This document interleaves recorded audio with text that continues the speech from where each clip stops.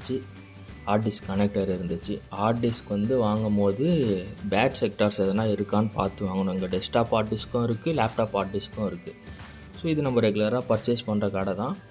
Hard disk ஓரளவுக்கு work ஆகும், but ஆனால் செக் பண்ணிவிட்டு வாங்குங்க. அடுத்து அப்படியே பார்த்தீங்கன்னா இங்கே ஒரு எஸ்எம்பிஎஸ் இருந்துச்சு, புதுசு மாதிரி நல்ல கண்டிஷனில் இருந்துச்சு. எவ்வளோன்னு ரேட்டு கேட்டால் 200 சொன்னாங்க. ஸோ பார்த்தோம், நல்லா இருந்துச்சு.